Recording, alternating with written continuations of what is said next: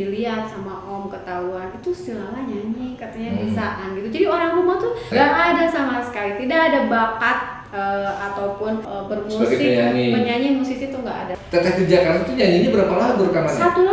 Satu lagu. Ada ketika itu aku udah kelelahan sekali kan bolak-balik kayak gitu tanpa tidur yang betul gitu kan. Jadi aku di kelas tidur. Dan aku nggak bilang sama teman-teman kalau aku rekaman. Gitu. Kan nama aslinya bukan Nadila. Kan nama aslinya siapa? Lala. Pas di tengah-tengah di make upin langsung dibilangin, wah kamu nggak bisa pakai nama Lala, jadi kita langsung ganti aja pakai nama Nadila. Aku cuma bisa diam aja gitu. Bingung kan gitu, secara aku mah anak awam anak kampung gitu ya. Dulu aku ngajar ngaji kan, jadi kalau aku di masjid aku guru ngaji. Gitu di Cimahi gitu.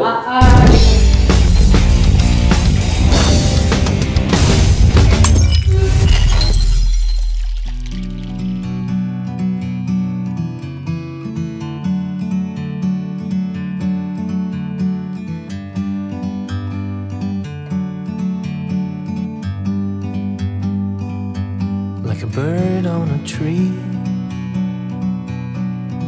I'm just sitting here. I got time, it's clear to see. From up here, the world seems. Assalamualaikum warahmatullahi wabarakatuh. Balik lagi ketemu sama saya. Tapi sekarang saya lagi ada di salah satu tempat, bukan tempat hiburan namanya, tapi tempat untuk hangout. Mungkin untuk orang-orang Bandung nih, kalian bisa datang coba ngobrol-ngobrol di sini, bertemu bersama teman-teman di Urban Merdeka. Kalau orang dulu mah tahunya Seruni foto dulu. Nah sekarang ini kebetulan sekali di saat si Ruang Kreasi ini lagi meliput sesuatu acara, kebetulan ada bintang tamu yang konon katanya nih kemarin banyak yang minta nih siapa, dan ini spesial karena bintang tamunya wanita gelis. Kamu tahu gelis nggak? Kalian tahu gelis nggak? Kalau gelis itu bahasa Bandung, kawan kreasi cantik. Siapa? Nadila. Assalamualaikum Teteh. Waalaikumsalam Kang. Akhirnya luar biasa si Teh Nadila ini. Ternyata beliau ini tadi masih nyanyi loh. Alhamdulillah. Di acara itu masih nyanyi gitu. Tapi kebetulan tadi saya ngobrol sama Kang Batman kebetulan ada Teh Nadila. Yuk kita ajak ngobrol gitu. Padahal kita sebetulnya udah janjian udah lama ya. Udah janjian lama. Tapi ya itulah. Ya waktunya sekarang baru dikasih sekarang. Ya. Karena penonton Ruang Kreasi ini Teh, mereka pengen talent-talentnya tuh perempuan. Oh, oke. Jadi penyanyi dulu kayak Mel Sandi, terus Inka Kristi gitu. Yosi Luki kemana dia ya? Oh ya Allah. Biasa Teh, kita kalau ngobrol-ngobrol kan teman-teman kawan kreasi ini banyaknya milenial nih, umur dari berapa ya? Sampai 25 sampai 33 tahunan nih penonton Ruang Kreasi ini. Nah, yang pastinya kalau diurut dari umur itu nggak tahu nih, siapa tuh Nadila, gitu kan? Pasti nggak tahu. Nah, maksudnya seperti teman-teman yang lain, generasi now-nya nggak tahu gitu zaman now. Mereka nggak tahu siapa aku gitu ya. Nadila, emang ada penyanyi Nadila, nah kayak gitu. Jadi kawan kreasi nih, kalian bisa nge-search ya di YouTube Nadila sama Fatur dulu. Gimana lagi? Akan kulakukan semua untukmu, akan kuberikan seluruh cintaku. Nah, itu judulnya. Kulakukan semua untukmu. Kulakukan semua untukmu. Betul. Itu duet bareng sama Fatur Java Jive. Kalian bisa ngeliat itu lagunya di tahun 2000 ya? 2000 itu beken pisan atau di mana naik angkot saya pernah lagu itu. Itu tuh ada cerita sebetulnya. Jadi Alhamdulillah banget laguku lakukan semua untukmu itu bisa booming gitu kan, dan booming itu bertahannya tuh sampai 5 tahunan gitu karena terbantu juga dengan sinetron pada saat itu gitu. Jadi sementara si lagu kulakukan semua itu tuh kan bukan album, cuma single aja. Single, iya termasuk single karena dia itu kumpulan lagu dari proyeknya Kang Capung. Oh, kayak kompilasi gitu. Kompilasi ya, jadi Kang Capung itu bikin satu proyek kompilasi di mana temanya itu tentang Ramayana, kisah Ramayana kan, Ramayana Mahabharata kayak gitulah gitu. Terus udah gitu penyanyinya itu penyanyi Bandung semua gitu. Dan salah satu temanya itu membutuhkan peran Rama Sinta.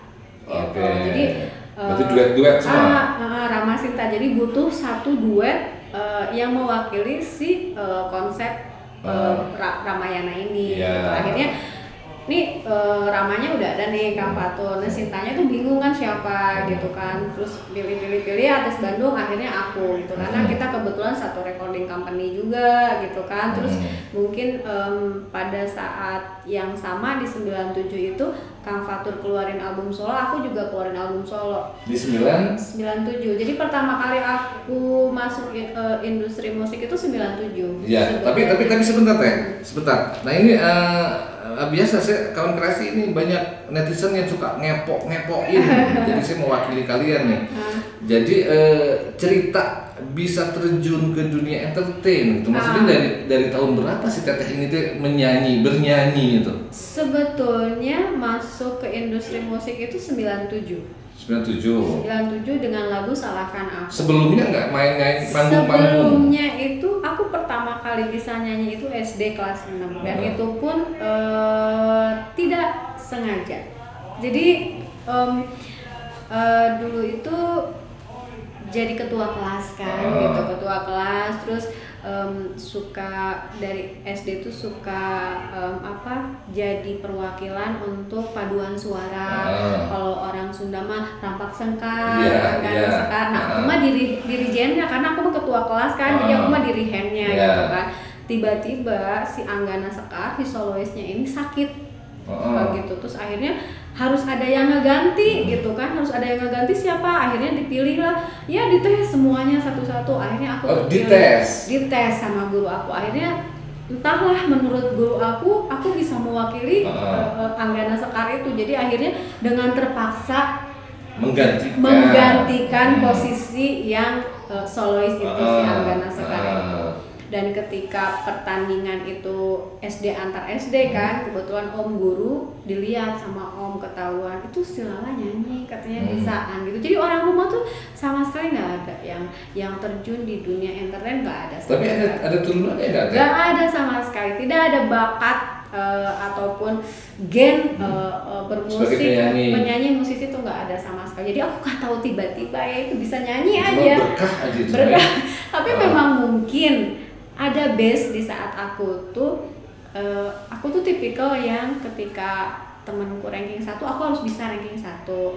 Ketika temanku, jadi aku suka kejar-kejaran ranking dari SD tuh. Kalau aku ranking 3, temanku ranking 2, yang satunya ranking 1. Itu tuh tukeran terus. Nah, salah satu di antara mereka tuh bisa nyanyi. Jadi aku juga ke-trigger untuk aku juga harus bisa nyanyi gitu. Jadi awalnya cuma itu doang gitu. Tiba-tiba ketahuan bisa nyanyi, terus akhirnya pas begitu SMP band-bandan kan gitu, band-bandan. Terus di SMP itu ternyata memang guru seninya aktif gitu kan, sampai membuat satu grup band perempuan semua gitu kan, terus jadi grup bandnya sekolah gitu. Jadi aku ikut aktif gitu. Terus akhirnya ditawarin sama teman-teman band yang laki-lakinya, udah ikutan nyanyi, bantuin. Terus akhirnya kakak juga punya band gitu kan, kalau misalnya vokalisnya lagi berhalangan, deh bantuin deh nyanyi deh, nanti dikasih es krim gitu kan. Jadi awalnya cuma kayak gitu doang gitu, jadi asik-asik aja, tidak ada ekspektasi untuk menjadi artis, nggak ada kepikiran sama sekali gitu. Setelah itu SMA juga nggak ada kegiatan kan, ngapain ya udah gitu, ya udah nerusin aja masuk paduan suara gitu kan. Tapi ternyata ada perubahan suara di situ. Aku udah Pas mulai SMA. Nah ketika mulai berubah suaranya itu, guru paduan suara aku tuh, ini siapa, suara siapa gitu. Aku ketakutan sendiri, aku pikir aku bermasalah suaranya, jadi keluar dari paduan suara. Terus aku bilang sama om, aku mau nggak mau ikutan paduan suara di sekolah, aku mau pengen ikutan nyanyi di luar aja. Om, aku bukannya dimasukin ke nyanyi gitu, sekolah musik, enggak, masuknya ke teater. Ternyata sih di teater itu suka banyak yang membutuhkan, jadi banyak orang-orang film yang suka membutuhkan figuran-figuran dan memintanya ke teater itu. Tanpa sengaja akhirnya aku suka ikutan jadi figuran. Oh gitu. Jadi cameo gitu. Cameo di bawah-bawah aja gitu. Kebetulan temen bisa gitar, bisa main gitar, lah nyanyi lah gitu, nyanyi gitu, nyanyi. Jadi kita lagi nunggu scene itu ya. Dan di antara kru film itu ternyata ada yang kenal dengan pencipta lagu, Bang Dimas A.S. Dites lagu, seminggu kemudian dikasih ini sampel lagu, satu album. Ya, ciptaannya dia. Satu album. Gak lama dari itu aku ngapalin, terus tiba-tiba kita rekaman ke Jakarta. Itu tahun berapa? 97 Itu 97 SMA juga? SMA kelas 3. Gak lama dari sampel lagu itu dihafalkan, terus tiba-tiba rekaman. Jadi aku pagi-pagi sekolah, pulang siang, pulang mandi, makan, berangkat Jakarta. Nyampe Jakarta sore, istirahat sebentar sambil nungguin maghrib, habis maghrib makan malam, nyanyi, rekaman selesai sampai jam 12 malam, mixing dulu sebentar, habis itu jam 3 subuh pulang lagi ke Bandung. Aku langsung sekolah lagi pagi-paginya. Dan secara jurusan aku IPA. Oh gitu. Itu tuh berapa lama kayak gitu teh? Atau misalnya pas Teteh ke Jakarta tuh nyanyinya berapa lagu rekamannya? Satu lagu. Jadi setiap ke Jakarta itu satu lagu? Iya, setiap ke Jakarta itu satu lagu. Jadi kan kalau dulu dalam album itu kita bikin 9 sampai 10 lagu kan. Ya pokoknya segitu banyak aku ke Jakarta bolak-balik. Jadi ada ketika itu aku udah kelelahan sekali kan bolak-balik kayak gitu tanpa tidur yang betul gitu kan. Jadi aku di kelas tidur. Dan aku nggak bilang sama teman-teman kalau aku rekaman. Tapi keluarga tahu dong. Keluarga tahu. Tapi tidak di sekolah. Tidak ada di sekolah pun yang tahu aku rekaman. Jadi yang tahu itu cuma teman sebangku aja. Kamu teh kenapa? Karena kan aku ketiduran, ngantuk gitu. Aku tidur gitu. Kalau ujian bangunin gitu kan, awalnya bangunin gitu. Akhirnya aku bilang, aku teh sebetulnya Nurul, sahabat aku namanya Nurul, aku tuh sebetulnya rekaman apa? Pokoknya aku rekaman nyanyi gini. Jadi aku teh ngantuk, ya udah kamu tidur aja, nanti kalau aku dibangunin. Jadi alhamdulillah banget punya teman tuh baik banget gitu kan. Dan yang lebih parahnya lagi ketika pulang dari Jakarta masih ngantuk dan aku harus ujian kimia dong kan gitu kan. Dan udah gitu aku teh bingung teh geningannya pulpen kamarananya. Pulpen nggak ada gitu, tapi dah harus ujian. Yang ada pulpen berwarna merah, jadi aku teh mau nggak mau ya udahlah, daripada nggak ikut ujian aku ujian aja dengan tinta merah itu. Nilainya 10, tapi karena pakai tinta merah dikurangin poinnya jadi 1, jadi 9, dan itu tidak dibagikan. Jadi aku harus menghadap ke gurunya, kenapa kamu bisa pakai tinta merah? Aku marah sama ibu gini, segala macam. Aku sampai bingung, ibu maafin aku tuh bukan marah, bukan apa, tapi karena memang nggak ada pulpen. Aku baru pulang dari Jakarta, akhirnya diceritain lah. Itu ibu gurunya masih ada nggak sekarang? Masih kayaknya. Coba ibu siapa sama lagi sekarang? Ibu maaf ya. Ibu aku minta maaf waktu itu, dan ibu juga udah tahu. Soalnya ketika aku minta maaf, aku menjelaskan, akhirnya nilainya keluar. Dikasih sih hasil ujiannya, udah tenang kan gitu. Dan akhirnya si master itu jadi itu udah tugasnya Bang Dimas A.S. kan, menawarkan kepada perusahaan rekaman gitu. Dan ketika menawarkan ke perusahaan rekaman, sebetulnya yang pertama ditawarkan itu bukan musikal. jadi recording company lain gitu. Karena Bang Dimas itu tidak percaya diri ke musika, karena musika itu tergantung yang termasuk yang selektif memilih artis itu betul. gitu kan. Dan akhirnya ketika tidak diterima oleh perusahaan rekaman yang lain, udah harapannya nyobainlah musika. Ya. Dan memang sudah jodohnya kali ya gitu, sudah hokinya di musika. Begitu diterima sebulan kemudian bikin klip. Video klip. Iya, alhamdulillah ya. Itu posisinya masih kelas 3 Kelas 3 yang SMA. mau ujian dong. Dan secara mau bikin video klip itu rambut aku diwarnain kayak kamu akamanya zaman sekarang warna putih kayak gitu, udah kita mah udah tua udah ubanan deh. Dulu mah warna rambut aku menis sampai kalau di tempat teduh warnanya orange, kalau kena sinar matahari ungu, kalau misalnya kena basah merah. Itu demi kepentingan video klip. Dan tidak ada dari pihak sekolah yang tahu tentang itu semua. Jadi aku kerjaan dipanggil BP karena rambut aku berwarna-warni.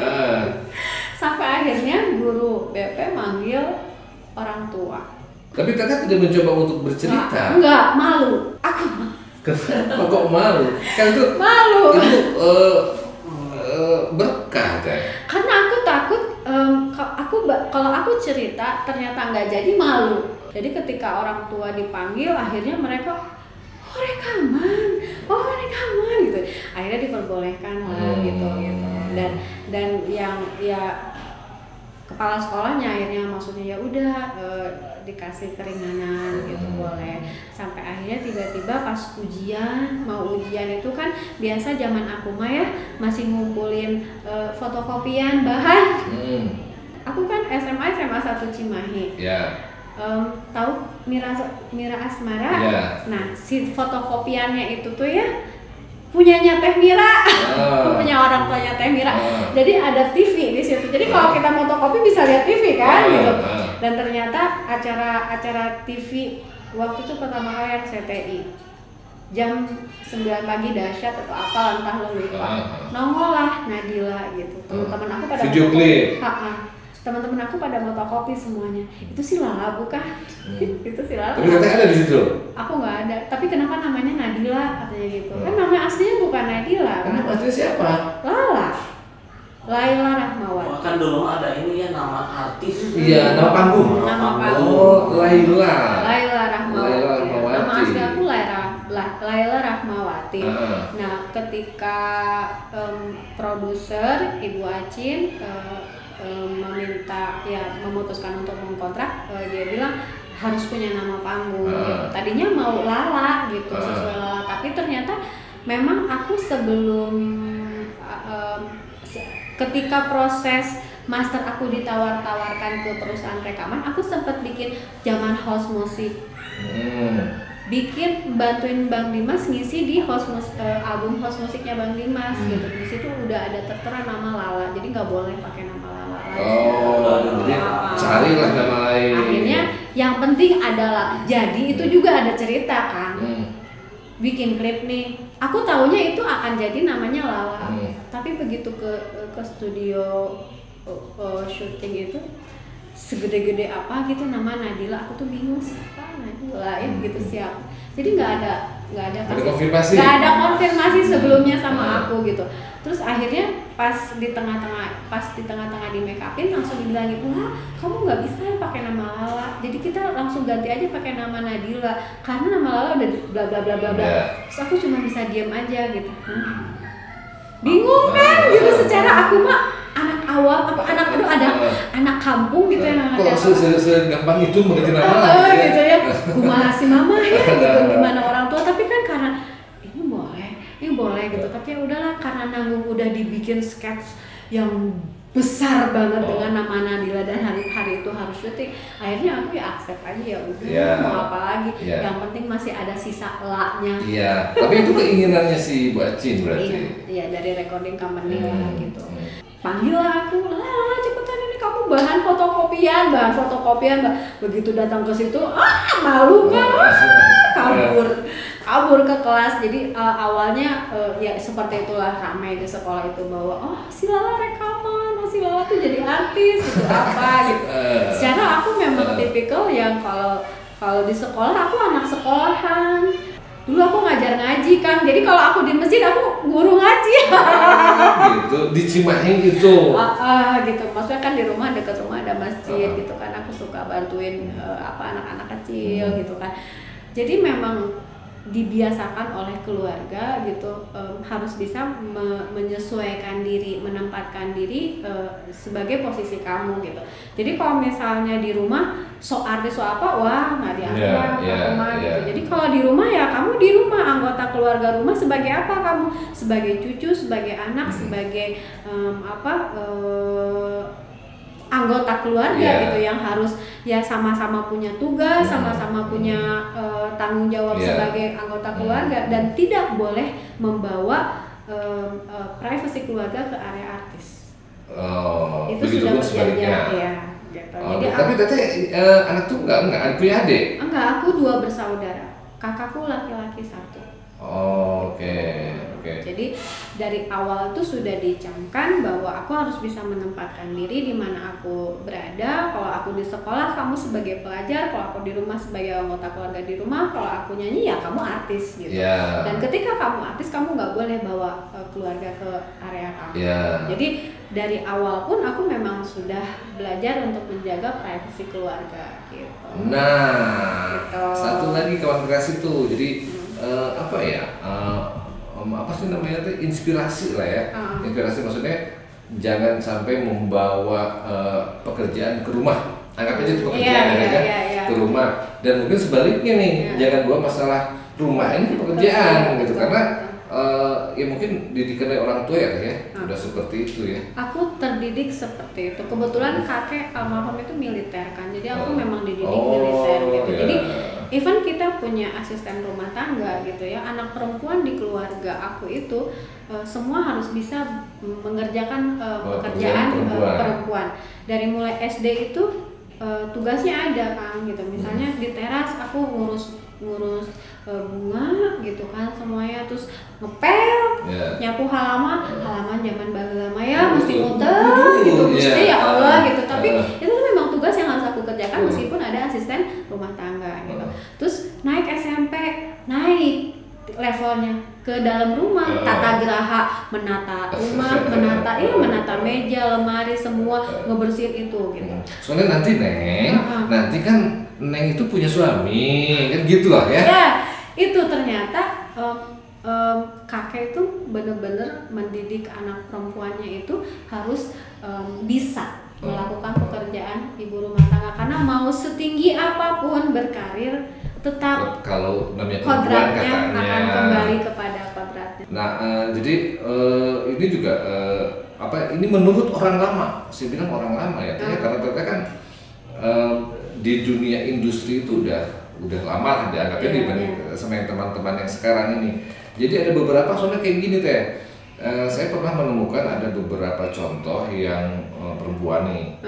Perempuan itu memang kalau betul ya, kalau punya cita-cita itu kan tinggi punya cita-cita setinggi langit. Ambisi, punya boleh. cita-cita ya. Cuman balik lagi, tapi betul juga sih banyak kejadian juga nih kawan kreasi, teman-teman saya ini yang dulunya seband terus menikah, ya agak susah ya. Karena mungkin teteh-teteh yang sekarang juga termasuk ada beberapa lah, nggak usah saya sebutin. Ada teteh-teteh yang dulunya rockstar misalnya kan, terus menikah yang beberapa kali lah, misalnya menikah yang kedua kali. Boleh disebutin atau enggak, menikah yang kedua kali. Yang pertama kali mendukung teh. Oke, sok karir kamu dinyanyi, silakan nyanyi. Pas setelah yang kedua, kamu sudah menjadi istri saya dan sekarang kamu harus menurut apa kata saya. Ya kan saya tuh nama besarnya tuh. Iya. Teteh gitu nggak?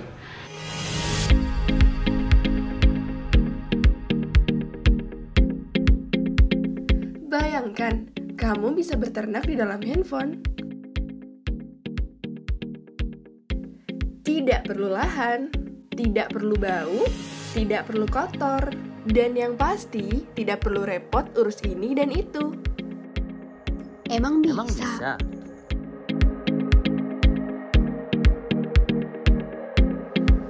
Kenalan yuk dengan Gupo Mobile. Aplikasi berternak online yang dilengkapi dengan 24 hours CCTV, wearable device yang menjamin hewan ternakmu terkontrol dengan aman, inventory yang di-cover asuransi, sehingga hewan ternakmu terlindungi. Ada feedlot, akikah, dan kurban.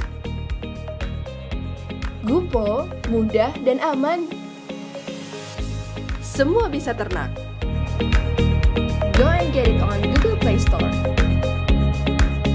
Sepanjang perjalanan berkarir aku, up and down pasti ada, rintangan itu pasti ada, dan mungkin berbeda, tapi mungkin berbeda gitu, bukan dari suami ya, bukan gitu. Jadi alhamdulillahnya ketika saya masuk ke Musika Studio gitu, saya mendapatkan produser yang perempuan gitu. Jadi itu benar-benar kayak terlindungi dengan baik. Secara aku banyak mendengar yang tanda-tanda kutip gitu ya gitu. Jadi karir aku jalannya lancar gitu. Dari album pertama itu booming. Kedua, alhamdulillah penjualannya masih booming juga. Ketiga, event lagi krisis moneter saat itu, lagi banyak kerusuhan, aku masih bisa jualan gitu. Jadi produk aku masih di atas rata-rata gitu. Jadi aku tuh bersyukur banget gitu. Jadi tidak ada hambatan dalam karir aku sepanjang perjalanan album 1, 2, 3 gitu. Dan ketika itu aku kuliah kan gitu. Jadi karena di rumah itu dididik untuk sekolah. Sekolah yang pertama. Sampai beres lah ya. Iya. Meskipun kamu bercita-cita, berambisi untuk menjadi seorang artis atau apa, tapi di keluarga mah telaku eta teh gitu. Jadi harus sekolah gitu.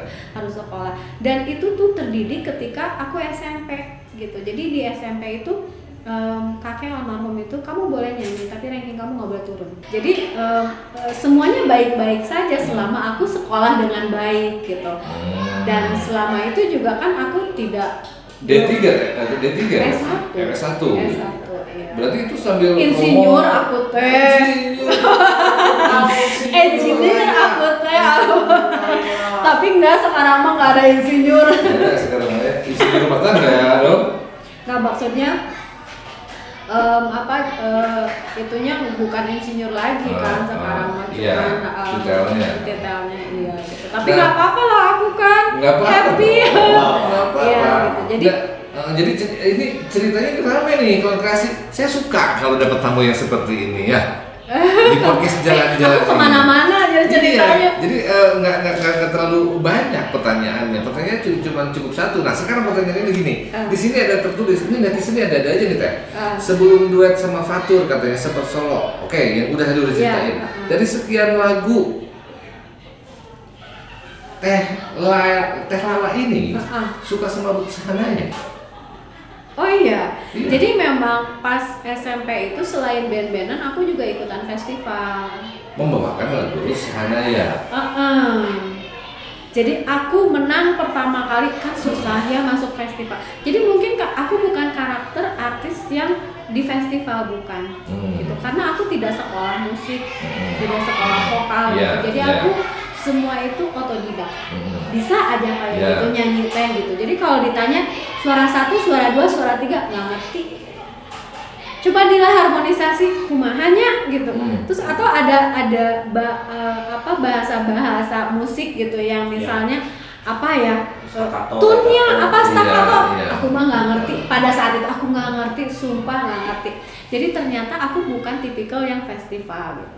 Satu-satunya aku menang festival 2 kali menang itu Radio Ganesha. Radio Ganesha, dan itu pun tiba-tiba kenapa lagunya Mary Andani ya?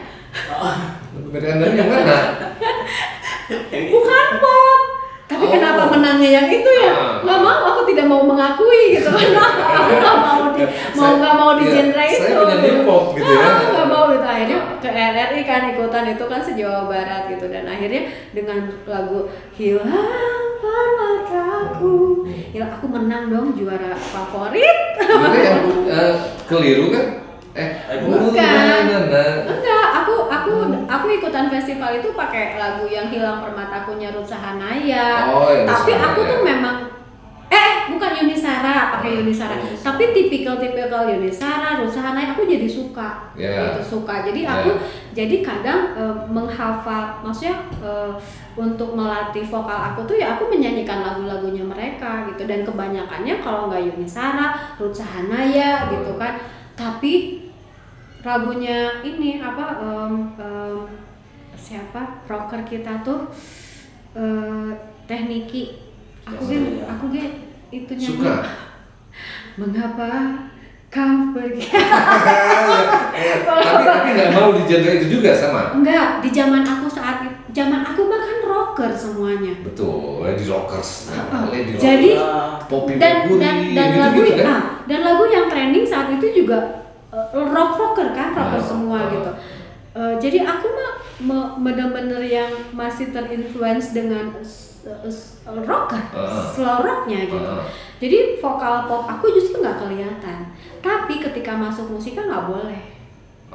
Maksudnya maksudnya ketika dibuatkan master sama Bang Dimas, lagu-lagu sama Bang Dimas diarahkan ke pop progresif. Iya, gitu. Ya seperti yang album itu kan, nyanyinya seperti itu aja lah gitu. Berarti kalau main di mana-mana juga bawain yang album itu teh? Bukan bawain lagu, di sini kan tertulis ada suka nyanyiin lagu keliru.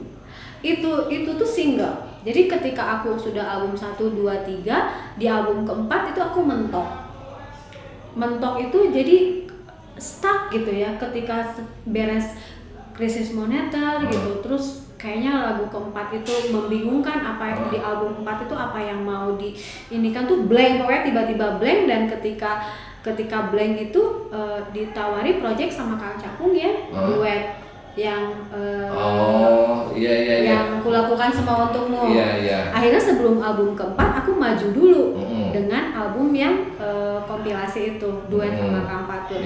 Itu meledak, ketika itu meledak akhirnya album keempat jalan, yang Satu Dari Hatiku.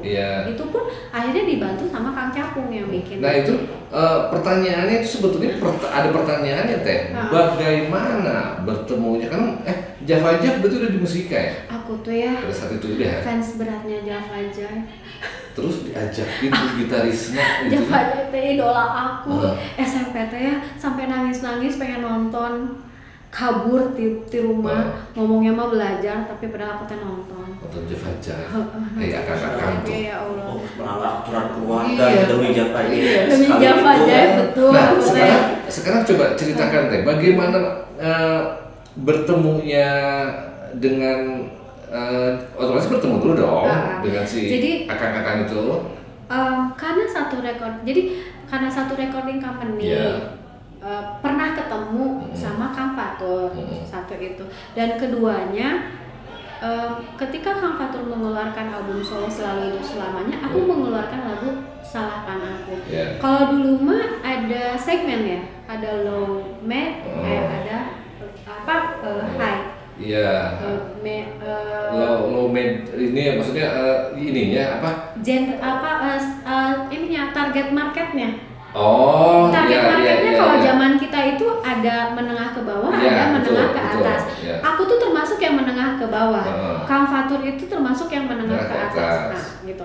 Terus aku tuh jadi ketika booming aku tuh Kang Fatur pernah mungkin ada yang hire di Kalimantan waktu itu di Balikpapan atau apa, acaranya masih temennya Kang Fatur minta aku untuk nyanyi gitu. Jadi karena satu recording company kan Kang Fatur jadi tahu aku. Jadi pernah ketemu untuk acara nyanyi aja gitu. Terus udah gitu karena sama-sama booming, Salahkan Aku booming, Selalu Untuk Selamanya booming di target marketnya masing-masing. Zaman majalah Aneka, Anita, segala macam gitu. Akhirnya Fatur sama Nabila di satu panggung kan? Di satu panggung kan, di satu cover kan. Jadi duet cover majalah. Pertama kali itu sama Anita, bukan sama majalah Anita itu, sama majalah Anita itu di jadi cover duet gitu Fatur Nadila. Terus tiba-tiba waktu itu Akang bilang kapan-kapan nanti kita nyanyi barengannya. Iya, cuman jawab itu doang gitu. Itu tuh lama banget dari cerita di cover, dari cover Anita itu udah mulai, rumornya udah mulai naik tuh. Fatur Nadila gitu kan, sebagai cover gitu. Gitu udah gitu. Terus Kang Capung punya project gitu kan, ada 3 pilihan nih artis Bandung. Ini aku tadi bilang kan, jadi project Kang Capung ini semua artis Bandung yang dilibatkan. Dan maksudnya yang diminta untuk menjadi Sinta itu kan berarti cuman antara Nadila sama Teh Inka, Inka Kristi gitu.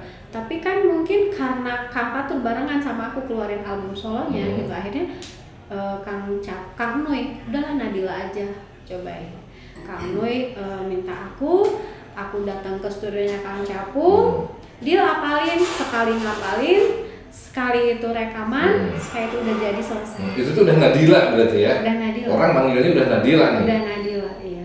Jadi sebetulnya kebanyakan aku juga sempat merasa risih sih, enggak, cuman kok ya sedikit sedih aja gitu, karena banyak orang yang berpikir bahwa aku pertama kali muncul itu barengan Kang Fatur gitu. Padahal jauh sebelum itu album aku udah meledak kemana-mana gitu, udah 3 album loh gua gitu kan. Sebagai penyanyi solo udah show kemana-mana gitu kan. Cuman ketika aku digabung sama Kang Fatur itu ternyata market aku jadi melebar. Yang asalnya menengah ke bawah yang tahu aku, akhirnya menengah ke atas tahu juga Nadila. Iya, akhirnya menjadi semua segmen ya. Bang gitu kan. Jadi kayak meledak gitu kan. Saling mengisi segmen masing-masing gitu kan. Akhirnya duet itu naik banget gitu. Jadi pertemuan itu jadi cuman gara-gara itu aja gitu. Dan betul. Nah, ini ada yang bilang, jadi kawan kreasi ini ada pertanyaan gini. Nama Nadila Fatur cukup melekat di para pendengar lagu. Nah, buat Nadila sendiri, bete nggak sih selalu disebut Nadila Fatur? Cara menyikapinya gimana? Nggak bete ya, karena Nadila kan ngefans pisan ya, justru ya bagus aja kali atau gimana? Awalnya aku grogi ketemu Kang Fatur karena takut salah nyanyi, tapi ternyata personel Java Jive itu orang-orangnya welcome semua. Ketika aku masuk di keluarga Java Jive, aku tuh jadi akhirnya sudah menjadi keluarga besar Java Jive gitu. Jadi nggak ada lagi tuh, dia idola aku gitu, aku udah nggak ada lagi gitu. Udah kayak dia kakak aku aja lah, dia udah keluarga jadi menjadi sebagai keluarga. Dan ketika Fatur Nadila namanya sudah seperti disegel Fatur Nadila, aku jadi yang udah biasa aja gitu. Karena memang efeknya juga saat itu kan memang bagus. Ya, job kenceng, maksudnya banyak banget. Aku malah jauh sebelum duet kan aku banyak iklan gitu atau apa, dan ketika duet sama Kang Fatur juga jadi aku udah nggak problem lagi gitu, udah aja santai aja lah gitu, udah santai aja. Jadi kemana-mana itu ya udah biasa gitu. Memang ada satu waktu ketika aku